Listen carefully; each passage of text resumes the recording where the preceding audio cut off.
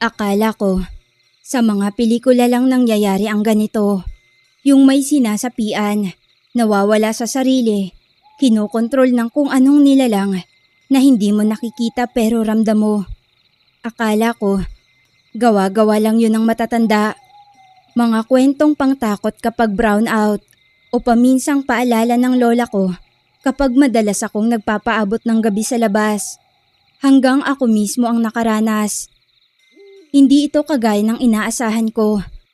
Wala akong narinig na sigawan. Wala akong nakitang lumilipad o naglalakad ng pabaliktad. Tahimik ang lahat at siguro, yun ang pinaka nakakatakot. Yung hindi mo alam kung kailan ka mawawala. Yung gising ka pero hindi ikaw ang gumagalaw. Yung alam mong ikaw pa rin yun sa salamin pero hindi na ikaw ang nasa loob. Sino ba ang mag-aakalang sa isang simpleng gabi ng piyesta?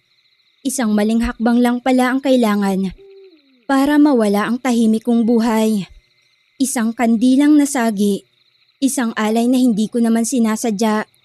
At mula noon, hindi ko na alam kung ano ang totoo at kung alin ang bangungot. Hindi ako naniniwala dati sa mga diwata, sa mga engkanto, o sa mga sinasabing nilalang na namumuhay sa tabi-tabi. Pero ngayon, ako na mismo ang magpapatunay. Totoo sila. At kapag pinasok ka nila, hindi basta-basta ang kapalit.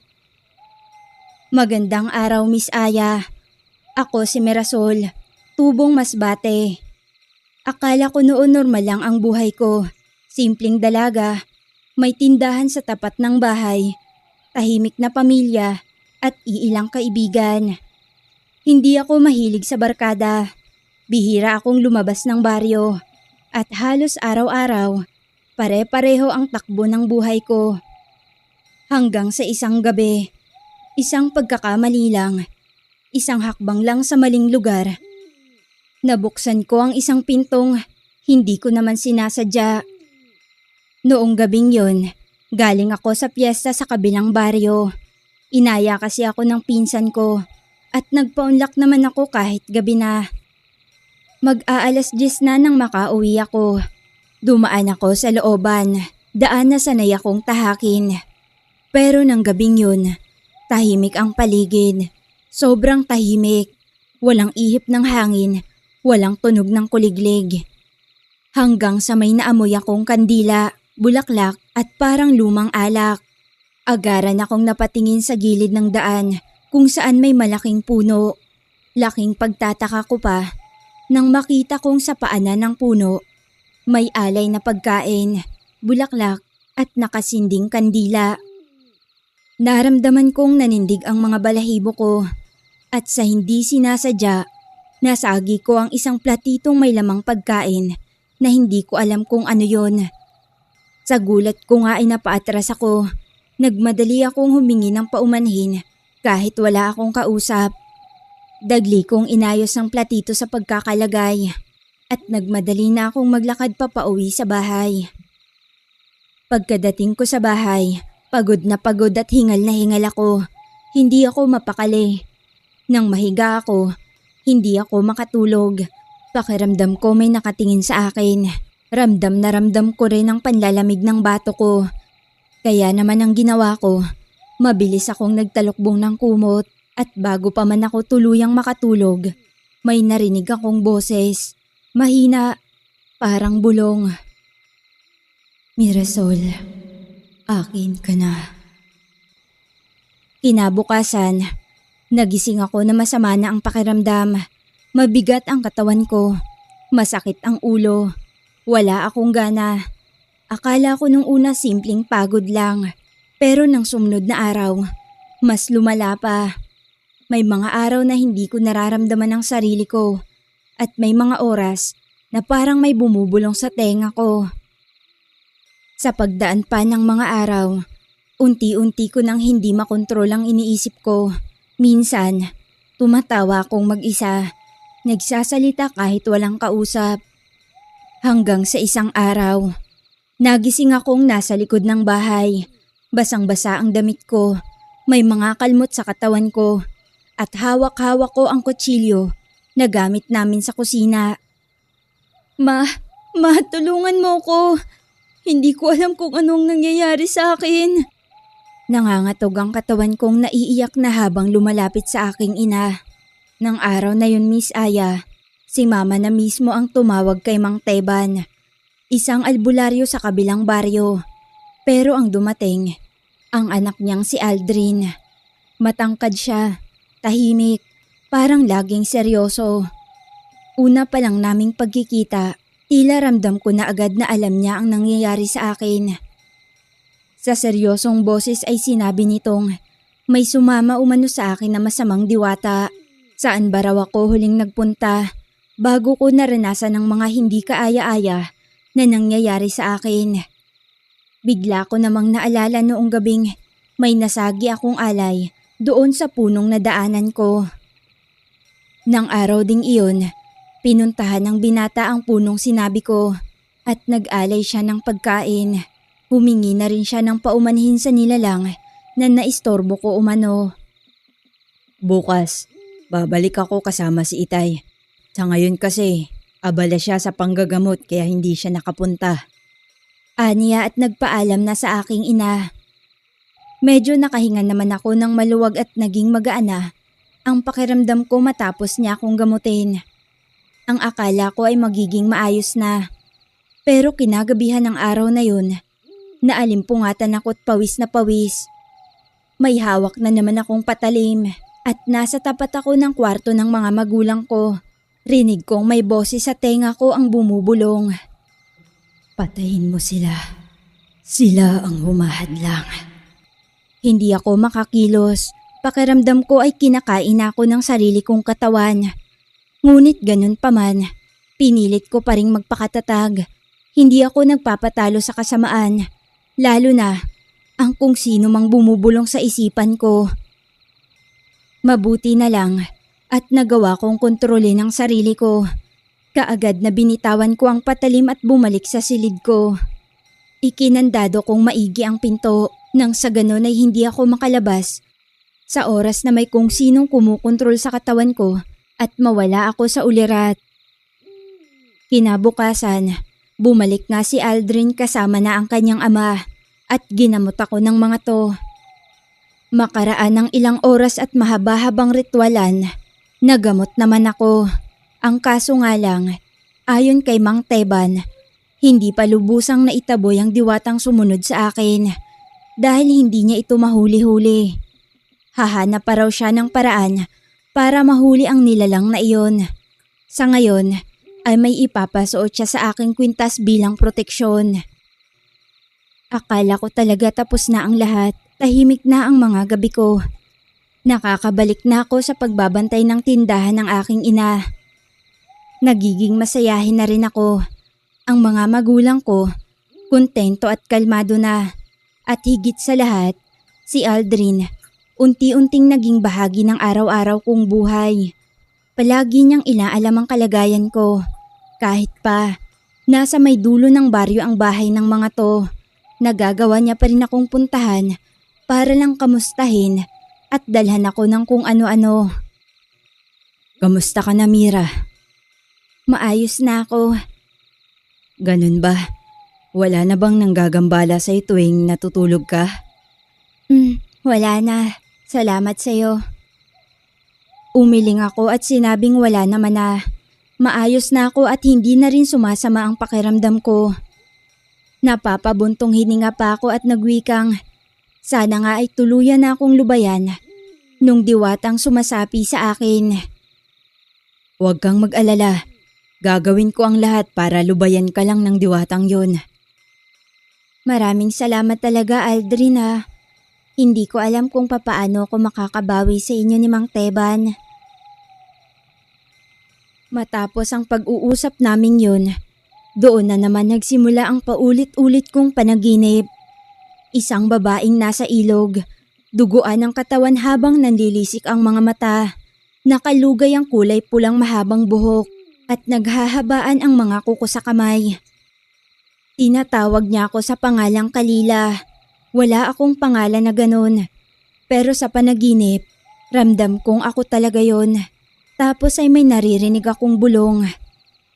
Bumalik ka na. Akin ka. Hindi ka pa tapos. Pagkagising ko, lagi akong pawis na pawis. Minsan, may mga sugat na hindi ko maalala kung saan ko nakuha. Gasgas sa siko at kalmot sa hita. Para akong may nakakaaway sa panaginip o di naman kaya ay sinasaktan ko ang sarili ko nang hindi ko namamalayan. Hanggang sa isang araw, habang nasa tindahan ako at naglilinis sa estante ng mga suka, bigla akong nawala ng ulirat. Nang magising ako, nasa likod bahay na ako. May hawak na itak, putika ng paa, at basang-basa ang damit. Nakita ko ring may sugat na ang hita at braso ko. Nang makita ko ng aking ina ay iyak ito ng iyak. Baka sa kanyang muka ang labis na pag-aalala. Tinanong niya pa ako kung bakit ko raw sinasaktan ang sarili ko. Ano ba raw ang problema ko? Sabihin ko raw sa kanila para matulungan nila ako. Hindi ko po alam, Ma. Hindi ko alam kung bakit may hawak akong itak. Hindi ko alam kung bakit may sugat ang katawan ko. Hindi ko rin alam kung paano ako napunta sa likuran ng bahay natin. Magmula nga nang mangyari yun, hindi na ako nilulubayan ng aking ina. Palagi niya na akong inaalalayan sa takot na baka may gawin na naman akong masama sa sarili ko. Nataon pang wala sa lugar namin ang ama ni Aldrin dahil may importante itong pinuntahan, kung kaya't hindi pa ako nito matignan. Si Aldrin naman ay mga simpleng paggagamot pa lang ang alam at mga pangontra sa masasamang nilalang. Pero tila wala ng epekto sa diwatang yon ang mga pangontrang ginagawa ng binata dahil sa bigla-bigla na lamang yung napipigtas sa leeg ko kahit hindi ko naman hinahawakan. Hanggang sa dumating ang araw na nahuli ako ni Aldrin na nakatayo sa bubong ng bahay namin. Wala akong saplot sa paa. At akmang tatalo na raw ako. Buti na lang, nailigtas ako ng binata sa bingit ng kamatayan. Pero hindi doon natapos ang lahat. Minsan, nahuli ako ng aking ama na nagsusulat ng mga kakaibang simbolo sa pader ng kusina gamit ang sariling dugo. Minsan naman, sinampal ko ang aking ina sa gitna ng hapunan, tapos nagsasalita ako ng ibang lingwahe. Habang lumilipas ang mga araw, palala ng palala ang nangyayari sa akin. Natatakot na sila na baka isang araw, makita na lang nila kung iba na ang kumukontrol sa katawan ko. Noong dumating na nga ang albularyong si Mang Teban, kaagad na dinala ko sa bahay nila. Ayon sa ama ni Aldrin, ang diwata raw ay hindi lang basta sumasapi. Isa na akong tulay. Isa na akong daanan o sa madaling salita, isang piling sisidlan. Kung hindi umano ito mapuputol agad, darating ang araw na tuluyan ng maaangkin ng diwatang yun, ang katawan ko, at ang kaluluwa ko ay habang buhay ng nasa kawalan at papahirapan ng ibang nilalang. Ang akala ko talaga noon, sa mga manika lang pwedeng tumira ang isang nilalang kung gugustuhin ito. Pero hindi pala, dahil pati sa tao, pwede pala sila sumapi at angkinin habang buhay ang katawang lupa ng napili nilang sapian. Dinala nila ako sa isang lumang kubo sa may tabing gubat. Doon daw mas malakas ang dalang proteksyon ng kalikasan. Doon rin isinagawa ang isang panibagong ritual. Mas matagal, mas tahimik, at mas masinsinan. Pinaliguan ako ng langis, pinausukan ng pangkaraniwang kamangyan. Pinaupo ako sa dahon ng saging habang pinapainom ng tubig na may pinakulo ang ugat. Lahat ginawa nila para lang maalis ang marka ng itim na diwata sa katawan ko at maselyuhan ito. Upang sa ganon ay hindi na makapasok pa ang nilalang sa katawan ko tuwing wala akong kamalayan. Ayon sa aking ina, habang ginagamot umano ako, bigla akong nagsasalita ng kakaibang lengguwahe. Lahat ng tao sa paligid napapatigil. Tanging si Aldrin lang ang lumapit. Hawak niya ang pulang sinulid na may nakalawit na mutya. Kung naririnig mo ko, Mirasol, pakiusap, lumaban ka. Huwag mo siya hayaang agawin ng katawan mo. Hindi siya ang nagmamay-ari ng katawan mo. Kaya't huwag kang pumayag. Tumulo ang luha ko, pero hindi pa rin ako makakilos. Tila may dalawang boses sa loob ko ang nagtatalo. Isa'y humihikbi at ang isa na may galit. Wala ka ng silbi, Mirasol. Patayin mo na lang ang sarili mo. Wala ka namang halaga sa kanila. Ang mabuti pa, isuko mo na sa akin ang katawan mo. Pakiusap, Mirasol. Huwag mo nang pahirapan ang katawan mo. Pumigay ka na. Hayaan mong ako na ang kumontrol sa'yo sa pamamagitan ko. Mas malayo ang mararating mo. Sige na. Tama. Gawin mo nga, Mirasol. Bulong ng mga boses. Paulit-ulit na pumapasok sa isipan ko at para bang kinukumbinsi ako nitong sumuko na lang. Sa kabilang banda, rinig na rinig ko pa rin ang ginagawang pagre-ritual ni Mang Teban. Hindi ito tumitigil at ganun din ang anak nitong si Aldrin.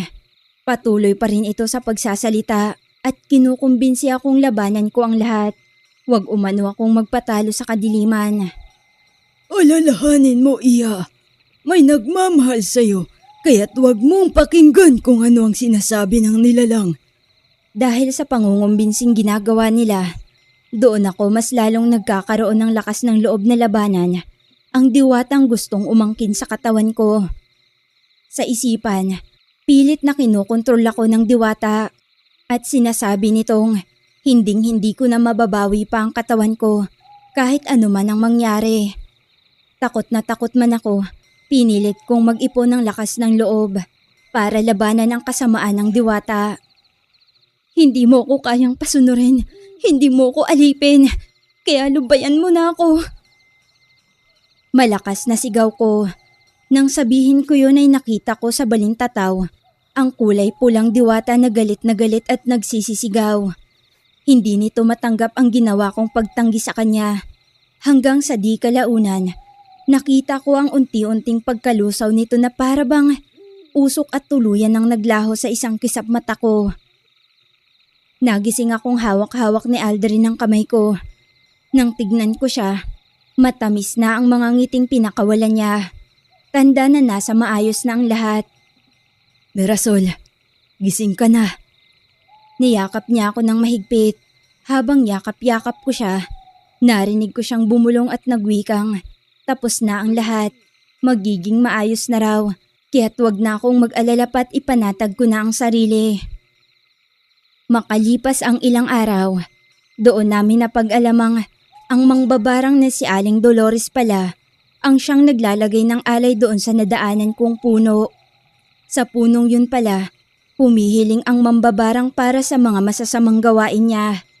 At ang itim na diwatang nagnanais umangkin sa katawan ko ay siyang alaga pala ng mambabarang. At naghahanap talaga yun ng mapapasukang katawan. Pinagbantaan ni Mang Teba ng mambabarang na kung hindi ito aalis sa lugar namin ay kikitilan niya ito ng buhay.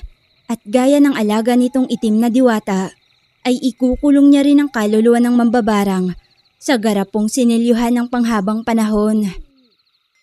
Sa pagkatuklas ng lihim ni Aling Dolores, tila lalong nanumbalik ang katahimikan ng buong baryo.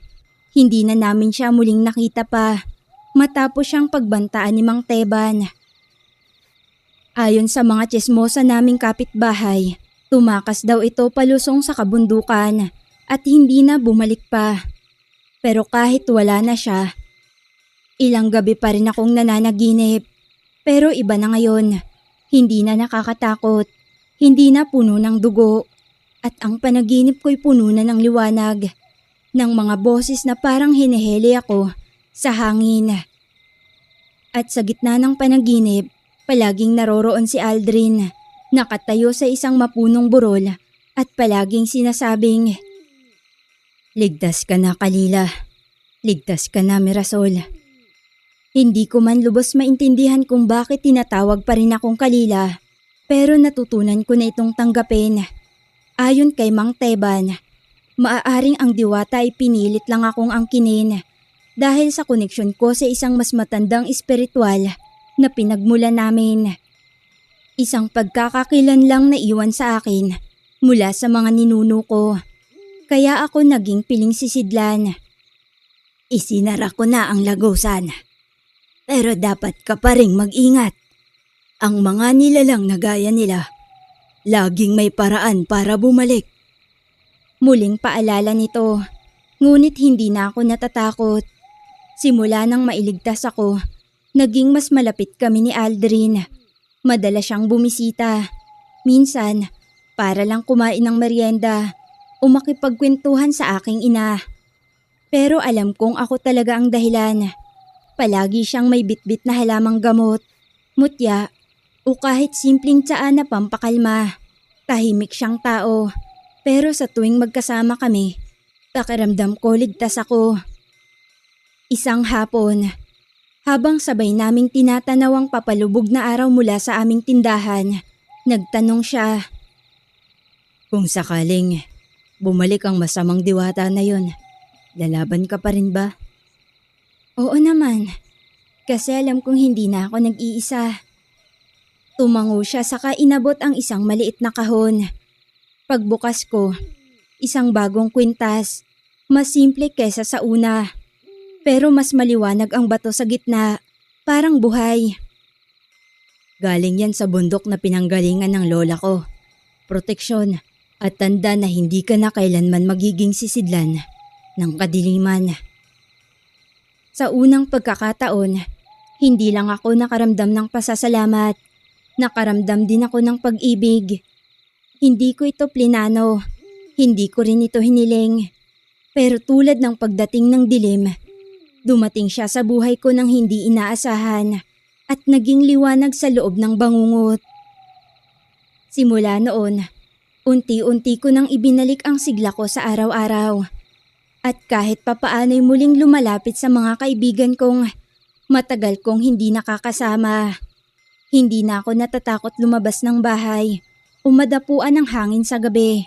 At kahit minsan ay may naiwan pa ring bakas, mga panaginip, mga bulong ng kalikasan, hindi ko na ito tinatakbuhan.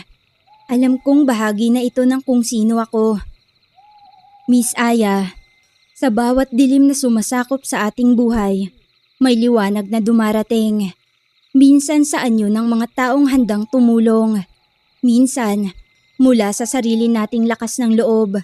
Mahalaga ang pananalig sa sarili, sa pamilya, at sa kabutihang nasa paligid natin. Hindi lahat ng laban ay makikita ng mata. May mga digmaang espiritual, damdamin, at isipan na kailangan din nating pagtagumpayan. Higit sa lahat, kailanman ay hindi tayo dapat sumuko. Kahit pa gaano kahigpit ang yakap ng takot o kadiliman, ang puso at kaluluwang matatag ay hindi kailanman mapapasailalim ng kahit anong masamang nilalang. Hanggang dito na lang ang kwento ko, Miss Aya. Maraming salamat.